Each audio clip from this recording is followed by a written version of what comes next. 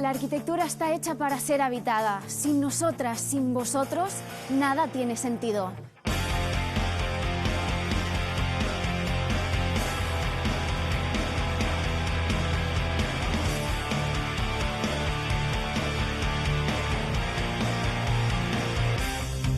Acompañadme, esto es Escala Humana.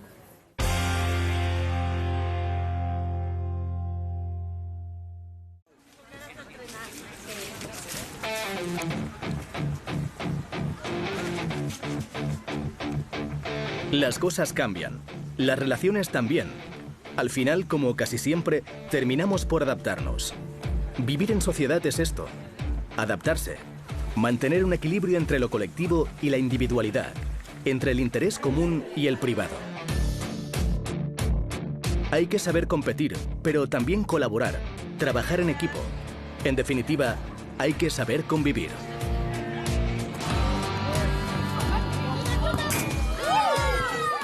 Nuestra vida va cambiando y con ella nuestras necesidades.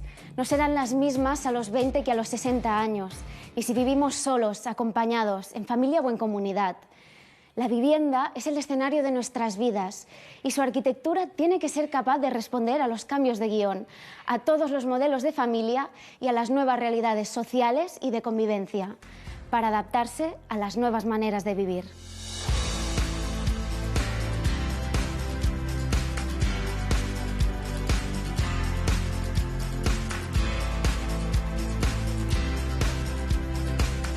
Yo siempre digo que el mejor diseño y la mejor arquitectura es aquella que ni nos enteramos que está, pero somos más felices. Es decir, que nosotros no hemos de cuidar la casa, sino que la casa nos cuida a nosotros.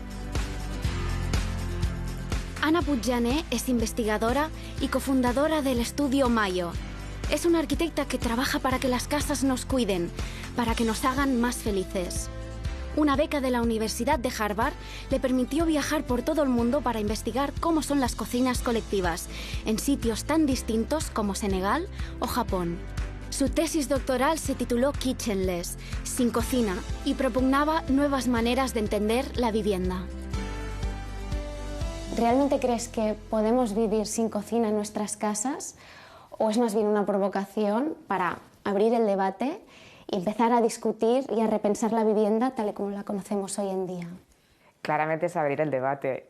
Sí que es cierto que mi investigación empieza con una tesis doctoral que desarrollé sobre las viviendas sin cocina de Nueva York de finales del 19 y principios del 20. Me interesaba mucho descubrir esta tipología y ver cómo el por qué se aceptó vivir sin cocina en aquel momento y también por qué desapareció, porque es una tipología que ya no existe o prácticamente no existe. Y aquello me di cuenta gracias a la investigación, cuando explicaba la investigación, que provocaban. Me di cuenta que tenemos una afectación, una estima hacia una pieza de la vivienda que no tenemos hacia otras. Es decir, nos duele pensar que nos quitan la cocina, digamos, pero podemos aceptar de una forma mucho más fácil que pues, vivir sin la sala de estar o vivir sin el dormitorio.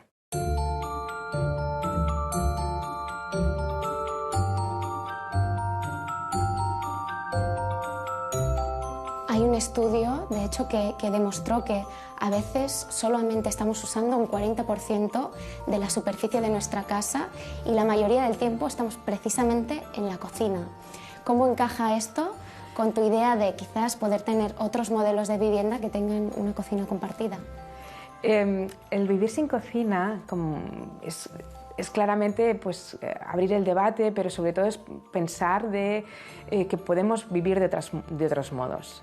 No estoy invitando a que todo el mundo viva sin cocina o obligando a la gente a vivir sin cocina, sino que mi pregunta la podríamos formular de otra forma. ¿Por qué tengo que vivir con cocina? Es decir, ¿por qué no existen otras tipologías que me permitan, por ejemplo, compartir ciertas partes de mi vivienda?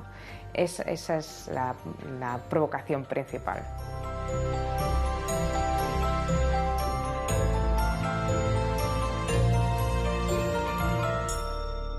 ¿Qué proyecto dirías que es un referente en vivienda, en la manera de pensar nuevos formatos, nuevas estructuras de vivienda, aquí más cercanos a nosotros, en España? Bueno, clarísimamente para nosotros fue muy importante el Walden 7 aquí en en Sant Just, diseñado por Taller de Arquitectura, en el que de forma muy radical es un proyecto que empezó a proponer que la vivienda no se tenía que entender como una superficie, sino que como unos volúmenes, ¿no? Entender que la vivienda es un espacio.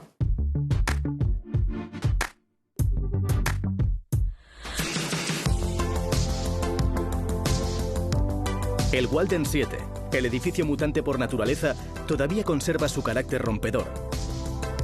Levantado por el estudio de Ricardo Bofill sobre una antigua fábrica de cemento del área metropolitana de Barcelona, nunca fue un edificio de viviendas corriente.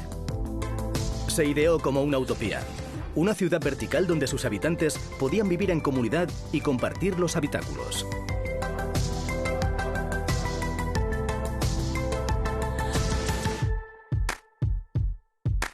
Porque de hecho todo empieza con un volumen de 30 metros cuadrados, ¿no? Porque los arquitectos pensaron que era la superficie mínima para poder empezar a vivir. Una persona, por ejemplo, ¿no? Todo parte de aquí. ¿Cómo se organiza? ¿Cómo podríamos explicar la estructura del Walden a partir de estos módulos? Lo que es interesante es que la geometría y cómo están compuestos los espacios en el Walden permite que estos espacios se puedan agregar, es decir, que un apartamento pueda ser de 30 únicamente o ampliarlo a 60, 90 o hasta 120.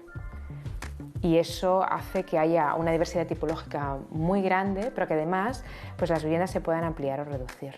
Según las necesidades de las personas, ¿no? Por ejemplo, si alguien empieza comprándose un piso de 30 metros porque quiere vivir solo, llega un momento que tiene familia, ¿no? Lo amplía, quizás aquí tiene un vecino. ¿Cómo lo hace esto? ¿Que estirando tabiques entonces para unir los espacios? Sí, al final es claro que precisa de unas ciertas obras, pero como el espacio ya está organizado y está pensado para poder hacerse, es mucho más fácil, es muy sencillo. Incluso está pensado para poder crecer en altura, es decir, que los pisos pueden crecer en horizontal o en vertical.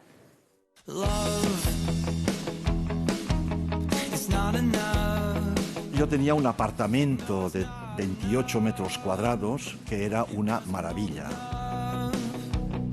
Esto duró hasta que encontré una pareja estable, tuvimos una hija y no cabíamos en el piso este. Fuimos procreando hasta tener 3 personajes en casa que cuando eran peques muy bien, pero hostia, crecieron, ¿no?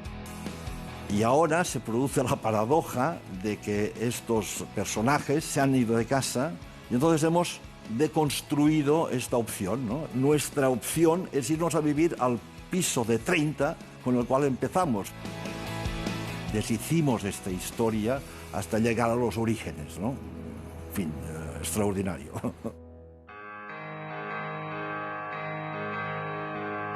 Para mí el Walden es un mundo, un entorno que proyectamos hace muchísimos años con un grupo de personas locas que queríamos cambiar la manera de vivir, que queríamos cambiar el entorno habitable de los barrios,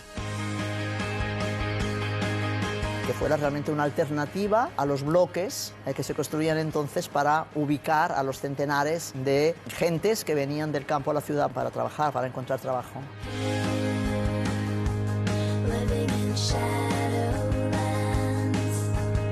Ana Bofill, arquitecta y compositora, fue coautora del Walden 7 junto a su hermano Ricardo. No tardó en convertirse en vecina del edificio junto a decenas de personas que experimentaron en el Walden una posibilidad de vivir de otra manera.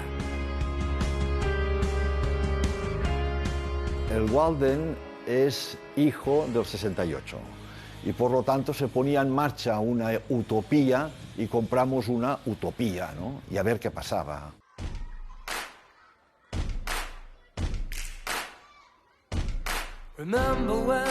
El Walden tenía una concepción de comuna, ¿no? Teníamos ganas de vivir de otra manera que no fuera la convencional, porque eran momentos no convencionales.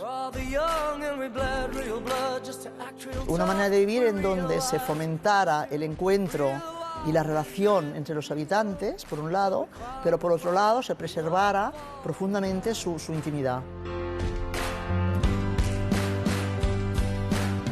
Se puede influir a través de la configuración del espacio. Calles, plazas, sitios de reunión. Todo el objetivo era romper el bloque para poder crear estos espacios intermedios.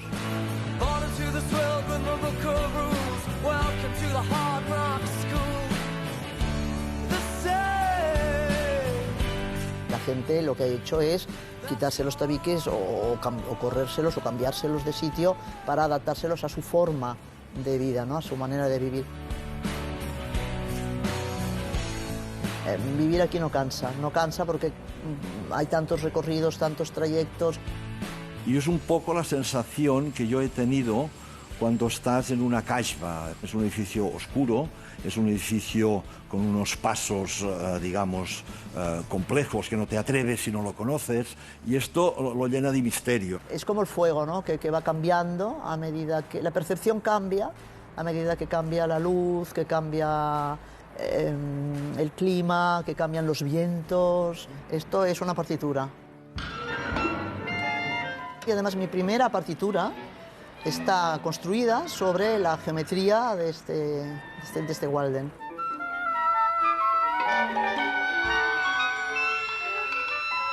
De esta misma manera que con el cubo has configurado, has conformado todo el conjunto que se ve aquí, pues con el sonido lo mismo. Tienes un cubo lleno de sonidos, estos sonidos los vas moviendo en el espacio sonoro y generas secuencias de sonidos, de sumas de sonidos. Y esto es una pieza musical.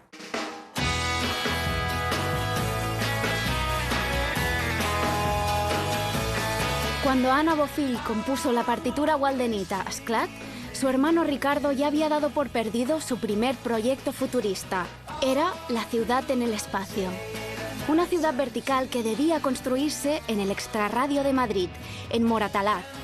Pero a finales de los 60, aquel proyecto era pura ciencia ficción, excesivamente influenciado por la cultura pop del momento.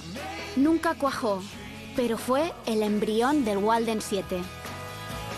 La arquitectura hacía que tú salieras a la calle y comentaras la jugada con la gente. Ahora esto no pasa, es decir, y el edificio es el mismo.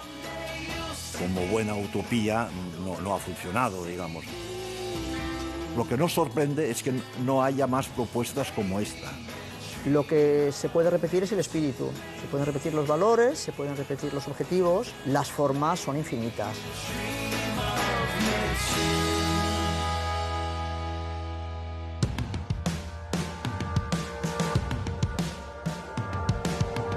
El arquitecto Iñaki Alonso es uno de los impulsores de la cooperativa Entre Patios, que busca, a través del derecho de uso, una alternativa al ciclo perverso del mercado inmobiliario.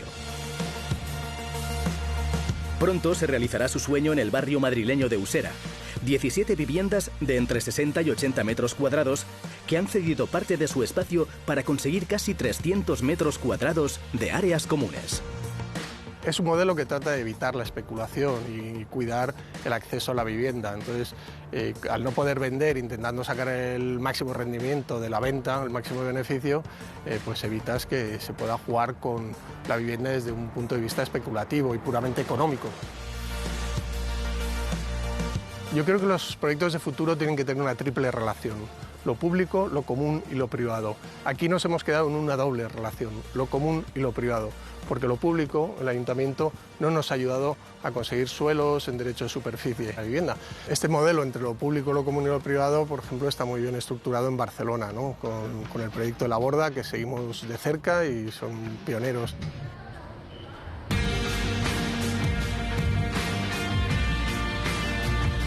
Todas las personas que nos venimos a vivir aquí nos apetece apostar por romper ese individualismo de la vivienda de puertas para adentro y que todo lo que es el resto del edificio también sea nuestra casa.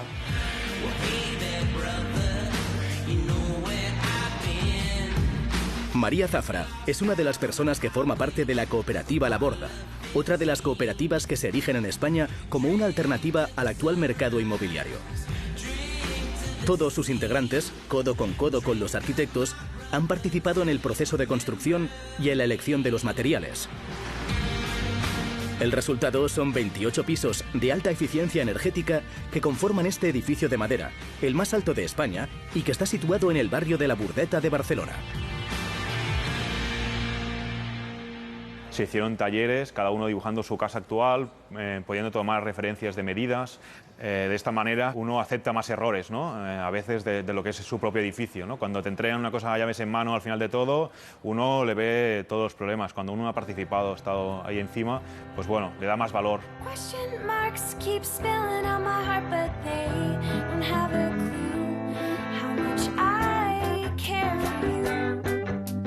Todo el proceso de construcción del edificio ha requerido mucha convivencia. O sea, yo ya me mudo aquí después de 4 años de hacer trabajo, de aprender a escuchar, de aprender qué cosas me gustan más o menos de cada persona. No nos mudamos con gente desconocida.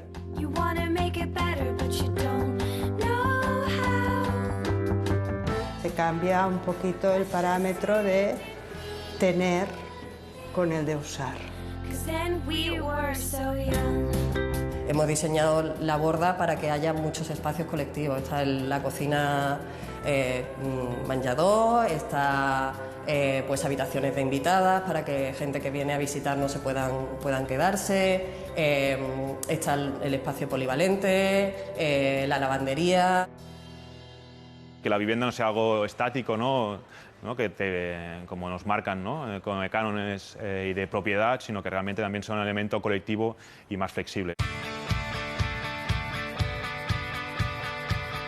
Estamos planteándonos si haremos turnos de cocina para que todo el mundo pues cuando llegues por la noche te bajas al comedor y tienes comida, comes con los demás o te pillas el tupper para el día siguiente. No sé, temas como qué relación queremos tener con las criaturas que vivirán aquí, ¿no? Para mí era importante estar en un proyecto colectivo donde poder compartir mi vejez con otras personas, pero no personas de mi edad, porque todo es muy aburrido, sino estar con personas de todas las edades que nos podemos aportar, pues yo les puedo ayudar en momentos determinados con los niños o con lo que sea, y ellos quizá nos podrán ayudar a nosotros cuando los necesitemos. Yo creo que con la crisis hay mucha gente que ha abierto los ojos, a nivel económico, a nivel de solidaridad y de generar proyectos que te puedan llenar mucho más allá que solo darte cobijo de poca superficie y de poder recuperar ciertos valores que se han ido perdiendo y generar nuevas alternativas, que realmente se ha visto en los últimos años que son más que necesarias en el campo de la vivienda.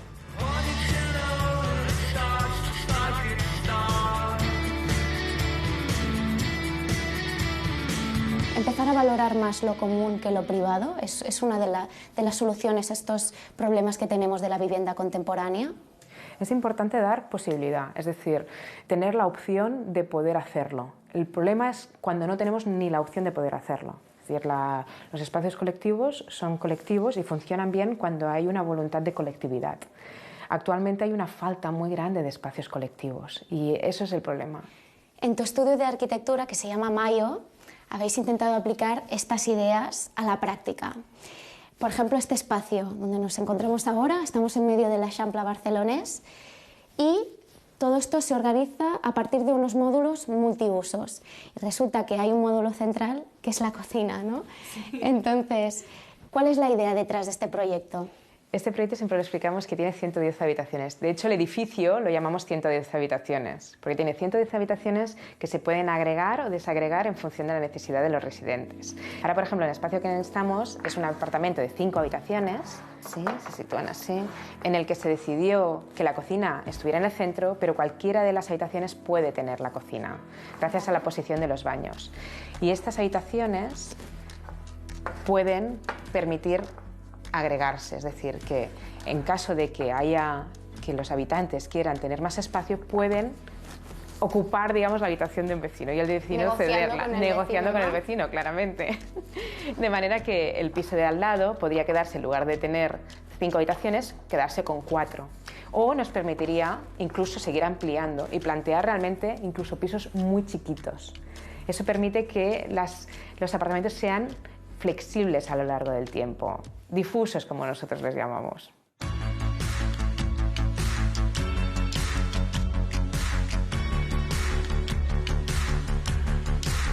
Y es un piso donde no hay pasillos. No hay pasillos, no hay pasillos. Es una decisión, ¿no? Hay dos decisiones muy importantes aquí. La eliminación del pasillo o, llamémoslo de otra manera, el pasillo es tan ancho que es una habitación en sí. Entonces las habitaciones van encadenadas y permite pasar de una a la otra. Entonces el pasillo, en lugar de ser únicamente una zona de paso, permite, como ahora, por ejemplo, que podríamos decir que esto puede ser el recibidor porque tenemos la puerta de entrada al apartamento, pero también podemos estar porque no únicamente permite recibir o pasar, sino que cuyo tamaño, ¿no?, es un poquito más grande, el tamaño permite estar. El tamaño nos permite que cualquier habitación pueda utilizarse para cualquier uso. También hay otra decisión muy importante que es las puertas grandes. En todos nuestros proyectos siempre ponemos puertas muy grandes porque eso permite que dos habitaciones puedan visualmente o espacialmente, solo con un simple gesto de abrir grandes puertas, formar una única habitación.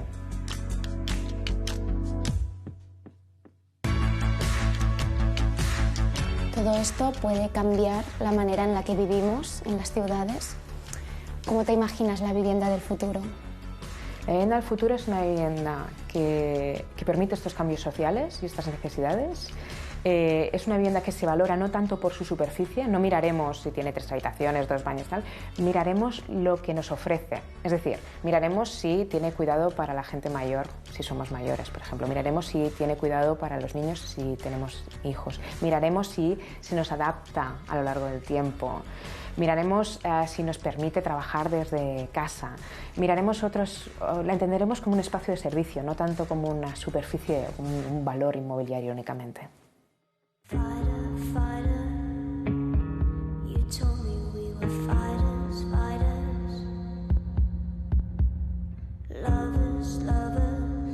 En un mundo basado en el consumismo, ya son muchos los que han optado por vivir de una manera más simple, por el minimalismo. Reducen hasta un 90% de sus propiedades materiales para quedarse con lo necesario para vivir y ser feliz. Antoine Guillon es un defensor de estas ideas. Diseña y vive en minicasas que combinan ecología, diseño y tecnología. Demuestra que a la hora de escoger un lugar donde vivir, el tamaño no es lo más importante.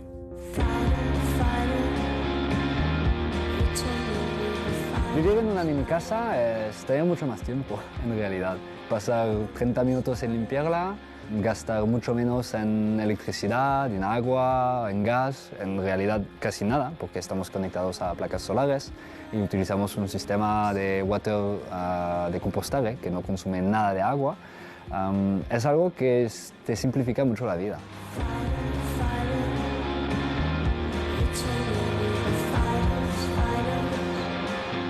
Durante 10 años, Antoine trabajó en una multinacional, en el departamento de marketing. Tenía un buen sueldo y mucho estrés también. Decidió cambiar y hacer realidad su sueño. Ahora, junto a su socio, Nicolás, construyen minicasas de madera. Una opción que en España aún es incipiente, pero que responde a otra manera de vivir. Vi que había un chico francés que estaba montando una minicasa en España.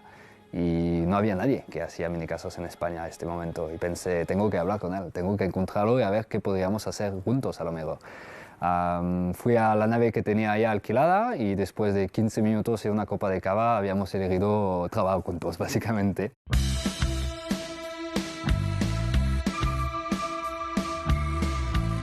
La minicasa es un objeto un poco extraño.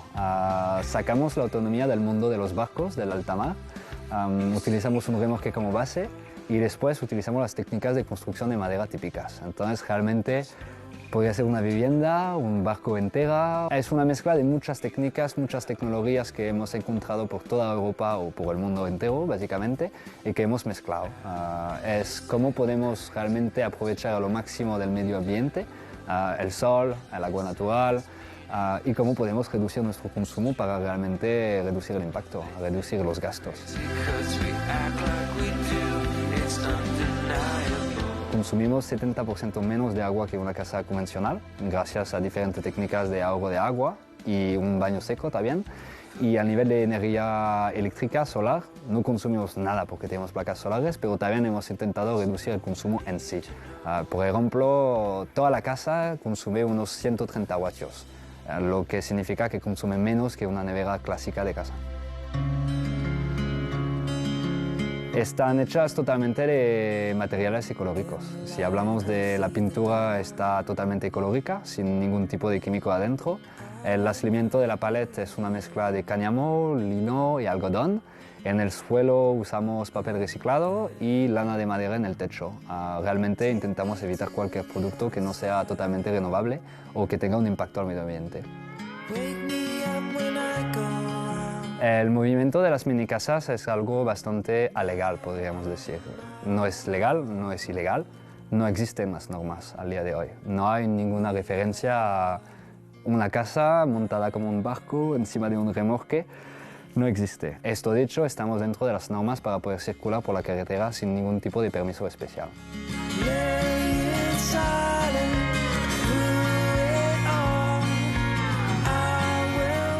Es algo que se podría aplicar a muchos usos. Vivienda de emergencias, viviendas para inmigrantes, viviendas para familias que quieren reducir su impacto, sus gastos de vida. La única limitación es realmente tu espíritu, tu mentalidad y lo que quieres hacer. Pienso que vivimos con demasiadas cosas físicas. Lo que necesitamos serían más experiencias y menos cosas físicas. Pienso que intentamos compensar la falta de humanidad o de contacto a la gente con compras materiales. Y estamos en una competición para tener coches más grandes, casas más grandes, cuando sabemos que el planeta al día de hoy no puede seguir así.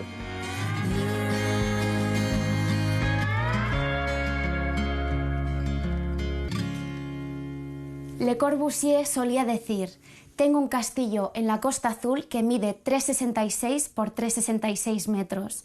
Sorprende ver que el que fue el padre de la arquitectura moderna, en los últimos años de su vida y después de haber construido grandes edificios, acababa concluyendo que tenía más que suficiente con una casa de 13 metros cuadrados. Como diría Mies van der Rohe, otro de los arquitectos más influyentes del siglo XX, menos es más.